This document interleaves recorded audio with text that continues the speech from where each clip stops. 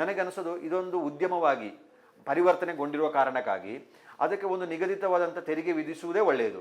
ಪ್ರವಾಸೋದ್ಯಮದಿಂದ ನೇರವಾಗಿ ಆಗ್ತಿರುವಂಥ ದೊಡ್ಡ ದುಷ್ಪರಿಣಾಮ ಅಂದರೆ ತ್ಯಾಜ್ಯಗಳನ್ನು ಎಲ್ಲೆಂದರಲ್ಲಿ ಬಿಸಾಕ್ತಿರುವಂಥದ್ದು ಬಹಳ ಅಪಾಯಕಾರಿಯಾಗಿ ಬೆಳೀತಿರುವಂಥದ್ದು. ನೀವು ಎಲ್ಲ ಮುಖ್ಯ ರಸ್ತೆಗಳನ್ನು ಗಮನಿಸಿ, ಬಾಟಲಿಗಳು, ಪ್ಲಾಸ್ಟಿಕ್ಗಳನ್ನ ಹೇರಳ ಪ್ರಮಾಣದಲ್ಲಿ ನಾವು ಗಮನಿಸಬಹುದು. ಅದನ್ನು ಇಲ್ಲಿ ಸ್ಥಳೀಯರು ಅದನ್ನು ಅಭಿಯಾನದ ಮೂಲಕ ಸ್ವಚ್ಛತೆ ಕಾರ್ಯಕ್ರಮ ಅದನ್ನು ಮಾಡಿಕೊಂಡು ಅದನ್ನು ಕ್ಲೀನ್ ಮಾಡುವಂಥ ಕೆಲಸ. ಯಾರೋ ಬಂದ ಪ್ರವಾಸಿಗರು ತ್ಯಾಜ್ಯಗಳನ್ನು ಬಿಸಾಕಿ ಹೋಗುವಂಥದ್ದು, ಇಲ್ಲಿ ಅವರನ್ನು ಕ್ಲೀನ್ ಮಾಡುವಂಥದ್ದು. ಅವ್ರಿಗೆ ಎಜುಕೇಟ್ ಮಾಡೋಕ್ಕಾಗಲ್ಲ. ಯಾರೋ ಪ್ರವಾಸಿಗರು ಬಂದು ಎಷ್ಟು ಹೋಗ್ತಾರೆ, ಇಲ್ಲಿ ಮಾಡುವಂಥ ಅಭಿಯಾನದಿಂದ ಅವರೇನು ಜಾಗೃತರಾಗೋದಿಲ್ಲ. ಅದಕ್ಕೆ ಏನು ಬಿಗಿಯಾನ ಆಗಬೇಕು ಅಂತ ಹೇಳಿ ಯೋಚನೆ. ತುಂಬ ಜನರಿಗೆ ಬೇಸರ ಇರುವುದು ಅದೇ, ಯಾವುದು ಕಸವನ್ನು ಎಲ್ಲೆಂದರಲ್ಲಿ ಬಿಸಾಕ್ತಾರೆ ಅಂತ ಹೇಳುವಂಥದ್ದು. ಇತ್ತೀಚೆಗೆ ಬರುತ್ತಿರುವಂಥ ಹೆಚ್ಚಿನ ಪ್ರವಾಸಿಗರು ಹಣದ ಆರ್ಥಿಕವಾಗಿ ನಿಯಂತ್ರಣ ಮಾಡುವುದಕ್ಕೆ ಅಥವಾ ಖರ್ಚು ವೆಚ್ಚವನ್ನು ಕಡಿಮೆ ಮಾಡೋದಕ್ಕಾಗಿ ಅವರು ವೆಹಿಕಲಲ್ಲೇ ರಸ್ತೆ ಬದಿಯಲ್ಲಿ ಇಟ್ಟುಕೊಂಡು ಊಟೋಪಚಾರವನ್ನು ಮಾಡುವಂಥದ್ದು. ಭಾಗಮಂಡಲದಲ್ಲಿ ನಿಮಗೆ ಗೊತ್ತಿದೆ, ಒಂದು ದೊಡ್ಡ ಬಸ್ ಬಂದು ಅಡಿಗೆಗೆಲ್ಲ ಮಾಡಿ ಅವರು ಸ್ಥಳೀಯರು ಗಲಾಟೆ ಮಾಡಿ ಅದೊಂದು ವಿಷಯವಾಗಿ ವಿಡಿಯೋ ಮಾಡಿ ಎಲ್ಲ ಹಂಚಿಕೆ ಹಾಕಿದ್ರು.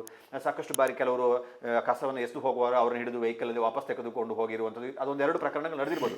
ಆ ತ್ಯಾಜ್ಯದ ವಿಲೇವಾರಿ ಆಗುತ್ತಿರುವಂಥದ್ದು ಸಹ ದೊಡ್ಡ ತೊಂದರೆ ಆಗ್ತಿರುವಂಥದ್ದು. ಇವನ್ ನೋಡಿ, ಈಗ ಮಡಿಕೇರಿಯಲ್ಲೇ ಹೆಚ್ಚು ಹೋಮ್ ಸ್ಟೇಗಳಿದೆ. ಕೊಡಗಿನಲ್ಲೇ ಮಡಿಕೇರಿಗೇ ಅಥವಾ ಮಡಿಕೇರಿ ಸುತ್ತಮುತ್ತಲ ಪ್ರದೇಶಕ್ಕೆ ಹೇರಳ ಪ್ರಮಾಣದಲ್ಲಿ ಪ್ರವಾಸಿಗರು ಬರ್ತಿರುವಂಥದ್ದು. ಕೊಡಗಿನ ಇತರೆ ಪ್ರದೇಶಗಳಿಗಿಂತ ಹೆಚ್ಚಿನ ಪ್ರಮಾಣದ ಅಥವಾ 50% ಹೆಚ್ಚಿನ ಪ್ರವಾಸಿಗರು ಬಂದು ಉಳಿತಿರೋದು ಮಡಿಕೇರಿ ಮತ್ತು ಸುತ್ತಮುತ್ತಲಿನ ಊರುಗಳು, ಒಂದು 10 ಕಿಲೋಮೀಟರ್ ವ್ಯಾಪ್ತಿ ಒಳಗೆ ಏನು ಪ್ರದೇಶಗಳಿದೆ ಅಲ್ಲೇ ಹೆಚ್ಚಿನ ಪ್ರವಾಸಿಗರು ಉಳಿತಿರುವಂಥದ್ದು. ಆವಾಗ ಸ್ಥಳೀಯ ಸಂಸ್ಥೆಗೆ ಇವರ ಕಸ ವಿಲೇವಾರಿ ಮಾಡೋದು ಅವರಿಗೆ ಬರ್ಡನ್. ಕಸ ವಿಲೇವಾರಿಯಿಂದ ಆಗುವಂಥ ಸಮಸ್ಯೆಗಳನ್ನು ನೀವು ಗಮನಿಸಬಹುದು. ಊರಿನ ತೊಂದರೆಗಳನ್ನು ಅದು ದೊಡ್ಡ ರೀತಿಯಲ್ಲಿ ಕಸ ವಿಲೇವಾರಿಗೆ ಸಂಬಂಧಪಟ್ಟ ಅದು ದೊಡ್ಡ ರೀತಿಯಲ್ಲಿ ಸಮಸ್ಯೆಗಳಾಗ್ತಿರುವಂಥದ್ದು.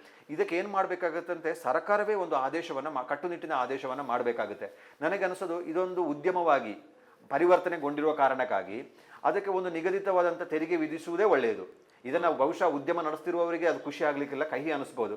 ಆದರೆ ನಿಯಂತ್ರಿತ ಪ್ರವಾಸೋದ್ಯಮ ಆಗಬೇಕು ಅಂತ ಹೇಳುವಂಥ ಪರಿಕಲ್ಪನೆ ಏನಿತ್ತು ಅದು ಸಾಧ್ಯ ಆಗಲಿಲ್ಲ. ಭವಿಷ್ಯದ ಬಗ್ಗೆ ನೋಡಿದಾಗ ಇದಾದ್ರೆ ಸ್ವಯಂ ನಿಯಂತ್ರಣವನ್ನ ಮಾಡೋದಾಗಿದ್ರೆ ಯಾವುದೇ ರೀತಿಯ ತೊಂದರೆ ಆಗದ ರೀತಿಯಲ್ಲಿ, ಕೊಡಗಿಗೆ ಸಮಾಜಕ್ಕೆ ಕಳಂಕ ಬರದ ರೀತಿಯಲ್ಲಿ ಈ ಉದ್ಯಮವನ್ನು ನಡೆಸ್ಕೊಂಡಿದ್ದಿದ್ರೆ, ಸ್ವಯಂ ಪ್ರೇರಿತವಾಗಿ ಸ್ವಯಂ ನಿಯಂತ್ರಣವನ್ನ ಆ ಉದ್ಯಮ ನಡೆಸ್ತಿರುವವರು ತೆಗೆದುಕೊಂಡಿದ್ದಿದ್ರೆ ಈ ಮಾತನ್ನು ಹೇಳುವಂಥ ಅವಶ್ಯಕತೆಗಳಿರಲಿಲ್ಲ.